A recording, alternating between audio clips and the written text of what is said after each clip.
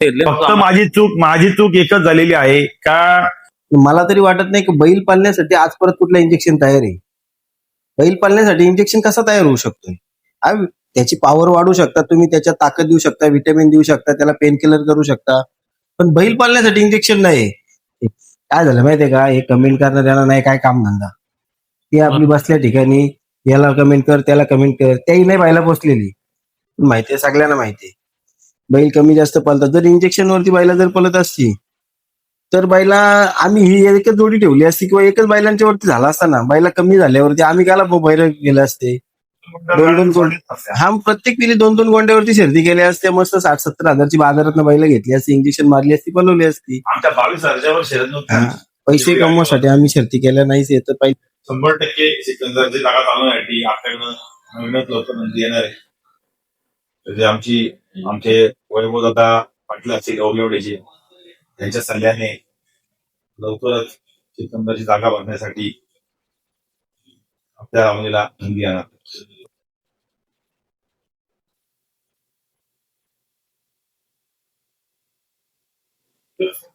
दोन 2024 या वर्षानंतर बघा, राजा 777 आजारपणानंतर कुठेतरी सोनूशेठ भोपतराव हे नाव बॅकफूट वरती गेलं होतं.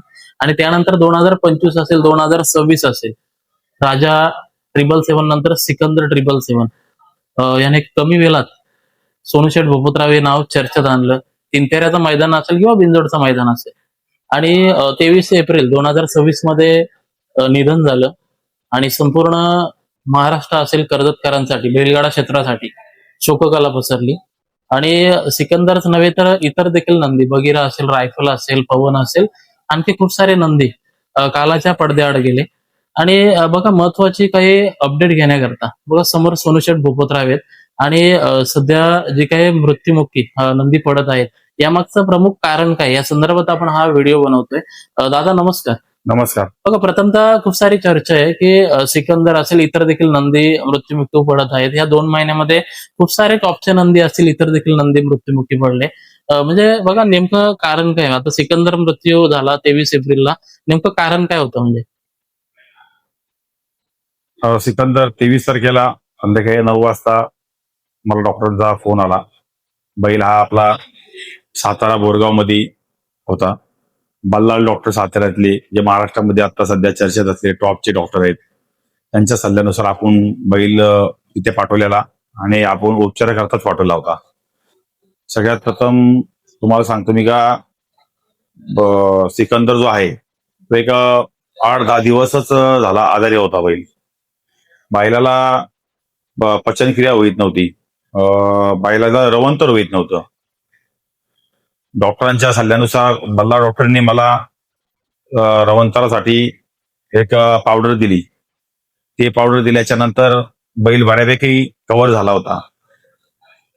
यांच्या सल्ल्याने फोनवरून मला फक्त त्यांनी सांगितलं मला का, तुम्ही दुसऱ्या डॉक्टरचा कुठला सल्ला घेऊ नका, तुम्ही आज परत जी ट्रीटमेंट दिलेली आहे डॉक्टरांनी, आमच्या डॉक्टरांनी ती ट्रीटमेंट केली होती, पण तेवढा रिझल्ट मला फास्ट दिसत नव्हता.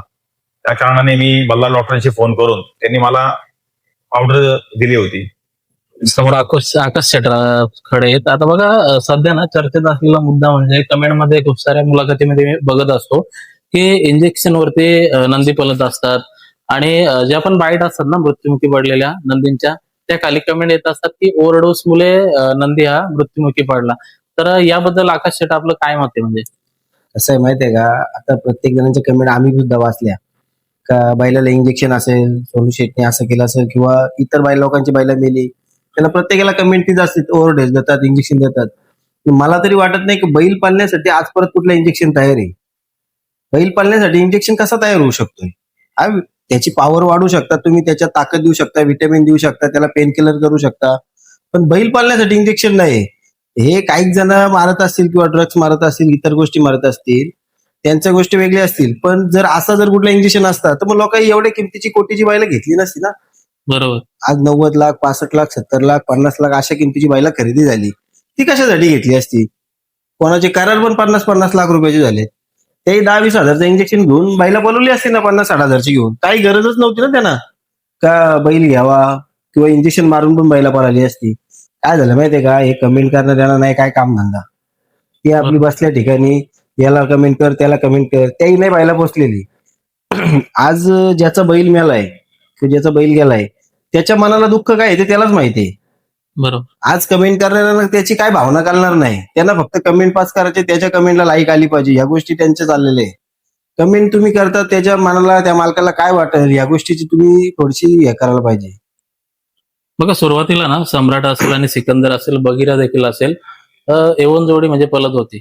जर इंजेक्शन वरतीच नंदी पलतात असं असतं तर एवन जोडी आपली कंटिन्यू असते. आता याबद्दल काय मत आहे आपण? बघा, चालू सीझन मध्ये सम्राट किती वेळा कमी पळाला हे मला पण माहिती आहे, सगळ्यांना माहिती आहे. बैल कमी जास्त पळतात. जर इंजेक्शन वरती बैला जर पळत असती तर बैला आम्ही ही एकच जोडी ठेवली असती किंवा एकच बैलांच्या वरती झाला असता ना. बैला कमी झाल्यावरती आम्ही काला बैल गेले असते. दोन गोंडे, हा प्रत्येक वेळी 2-2 गोंड्यावरती शर्ती केल्या असत्या. मस्त 60-70 हजारची बाजारात बैला घेतली असती, इंजेक्शन मारली असती, पळवली असती. आमच्या 22,000वर शर्यत नव्हती. हा, पैसे कमवण्यासाठी आम्ही शर्ती केल्या नाहीच, हे तर पहिल्यापासून सिद्ध आहे. पण जरासं कमेंट करताना विचार करा का त्या मालकाच्या भावना काय दुखावल्या असतील. ऑलरेडी तो त्याच्या टेन्शनला आहे ना. आज त्याची एवढी मोठी वस्तू, लोकांना एक नंबरचं बैल लागणारा किती कष्ट घ्यावं लागतात ना, किती पुण्य घ्यावं लागतं ते सगळ्यांना माहिती आहे. ठीक आहे ना. बैल आजारी होता आणि बैल एका दिवसात मेला असताना तर गोष्ट वेगळी होती कमेंट करायला.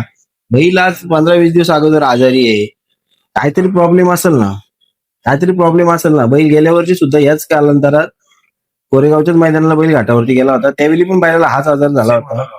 बैल पहिल्या मालकाकडे जेव्हा जालनामध्ये होता तिथे पण हा आजार होता. असं नव्हतं का. हा, फक्त काय झाला, बैलाचं वय वाढत गेला त्याप्रमाणे बैलाचा आजार सुद्धा वाढत गेला. आणि पोटामध्ये आतमध्ये तर आपण गेलेलो नाहीत ना बैलाच्या, का बैलाला काय प्रॉब्लेम आहे. आपण बाहेरून निरीक्षण करणार, जे सल्ला डॉक्टर देणार त्यावेळेपर्यंत आपण चालत होतो. याच्यामध्ये काही कोणाची चुकी नाही. जर बैलाचा आजारच एवढा मोठा झाला होता त्याला निदानच जाऊ शकला नाही ना. 70,000 80,000 बैल घेतला असता ना, परमिशन मारून पळवला असता ना, आणि बैल कशाला सुटली असती. एवढी लाख 2-2, 15-15 लाखाला. आणि याच्या अगोदर का आमच्याकडे बैल झाली नाही का. हाच एक नंबरचा किती बैल. बैल घेतली आमची, हा, अशी किती बैल घेतली, किती बैल घेतली असतील ना, किती विकली असतील नाही पळत म्हणून. जो बैल पळतो तोच आम्ही पळवतो. आम्ही जी बैला नाही पळत ती विकूनच टाकतोय ना. ती कुठे ठेवल्यात आम्ही.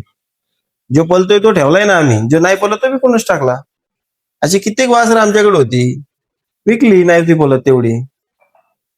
बघा बैलगाडा क्षेत्रामध्ये ना मैत्री मी पायऱ्यापर्यंत बघितलेली आहे, परंतु काल मी एक बॅनर बघितला की एक मैत्री असावी तर अशी, म्हणजे मी बघितला बॅनर, त्यामध्ये आकाश शेट आपण जे काही हा जो सीझन आहे संपूर्ण सीझन जो आपला नंदी आहे तो सोनूशेठ भोपतराव यांच्या नावाने पलवणार आहात. याबद्दल काय सांगाल आपण? असं आहे माहितीये का, क्षेत्रामध्ये हा क्षेत्र नाही कुठलाही असू दे, मैत्री हा एक नातं आहे. आणि या क्षेत्रामध्ये मैत्री टिकवण्यासाठी आपण पण काहीतरी केलं पाहिजे. आज जर आपला मित्र संकटात आहे त्याला आपण आपल्या बरोबर घेऊन चालला पाहिजे. जर तो डुबतोय आणि त्याला जर आपण जर काठीने वरून ढोसला आणि त्याला डुबवला, ती गोष्ट योग्य नाही ना. तो जर डुबतो आणि त्याला आपण बाहेर काढला पाहिजे. आज त्याच्यावरती प्रसंग आहे, कालांतराने दुसरा प्रसंग माझ्यावरती कुठल्याही प्रकारे येऊ शकतोय.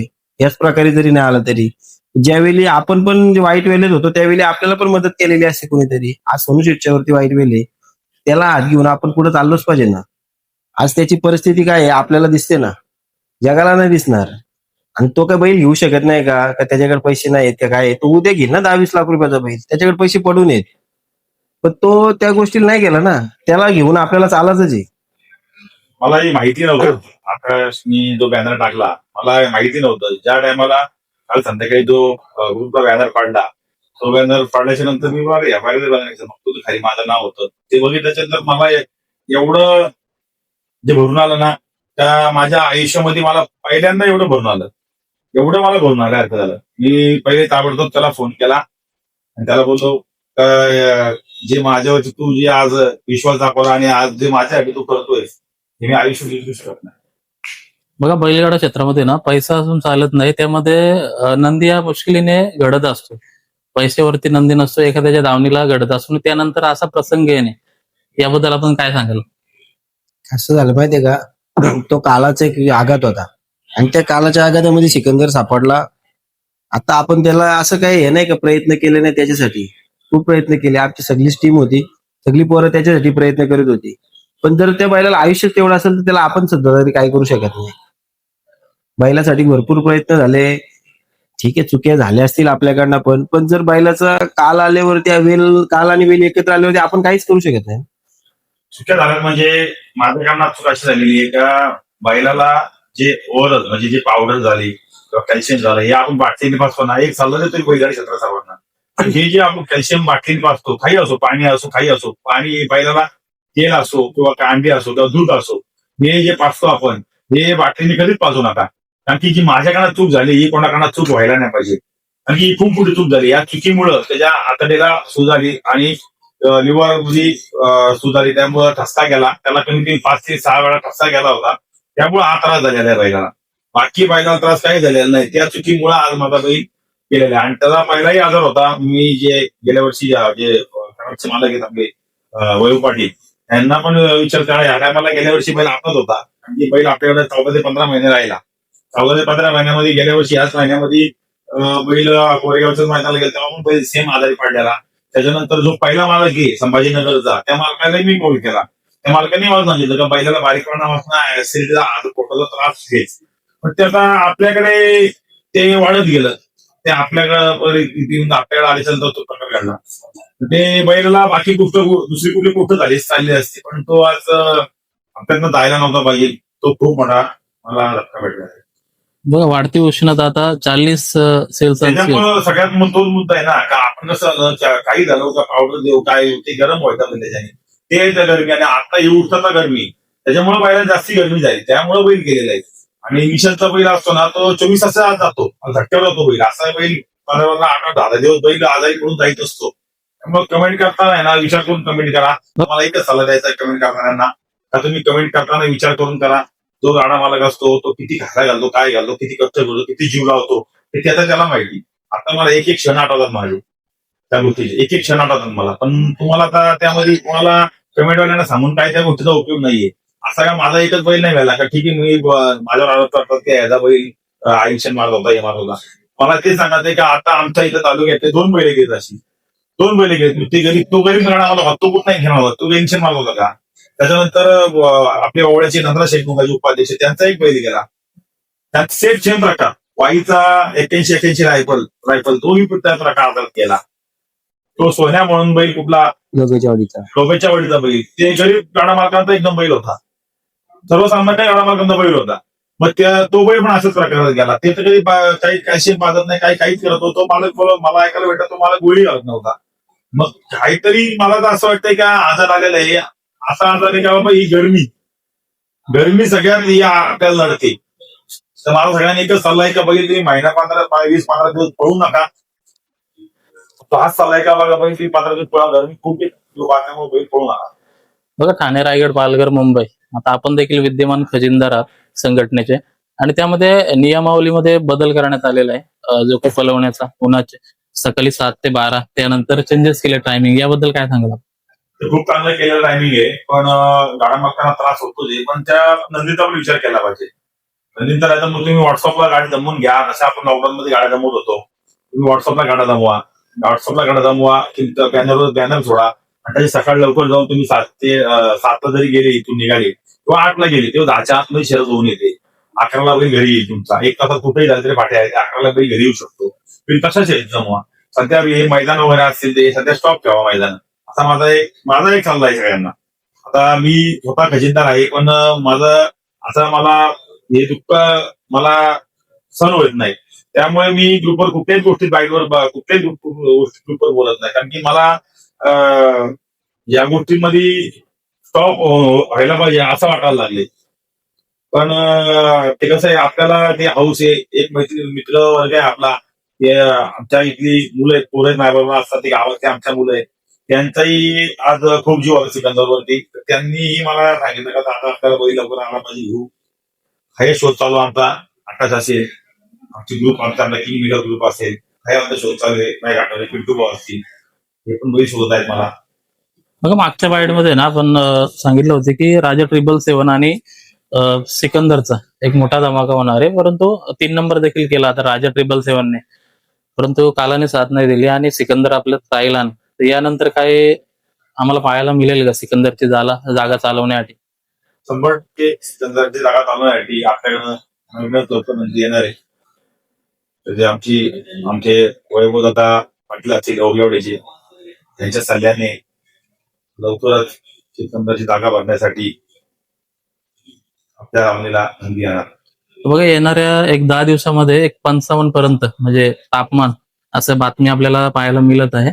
10 दिवसामध्ये खूप सारं तापमान आपल्याला पाहायला मिळेल आणि आपण खजिनदार आहात या अर्थाने बैलगाडा मालकांसाठी या पूर्ण जून महिन्यापर्यंत काय मोलाचा सल्ला द्याल आपण बैलगाडा मालकांना? मला एकच सल्ला द्यायचा आहे की बाबा आता हे 15 दिवस झाले, एक 10-15 दिवस आहेत, तेच मला सांगायचं की बाबा तुम्ही सकाळी लवकर जे लॉकडाऊन मध्ये आपण शेत जमवत होतो त्या हिशोबात शेत जमवा बॅनरवरती आणि सकाळी लवकर तरी जमून शेत करून घ्या किंवा संध्याकाळी तरी शेत पळवा बैल पळताना. नक्कीच दादा एक बहुमूल्य वेळ दिलात आपण. आकाश शेट असेल, सोनू शेट भोपतराव असतील, नक्कीच सिकंदर असेल, इतर देखील नंदी आपल्यात राहिले नाही, त्यांना भावपूर्ण श्रद्धांजली या चॅनेलद्वारे अर्पित करतो आणि नक्कीच आपल्या दावणीला आणखी देखील नंदी घडतील यासाठी शुभेच्छा देतो. धन्यवाद दादा. जय हिंद, जय महाराष्ट्र.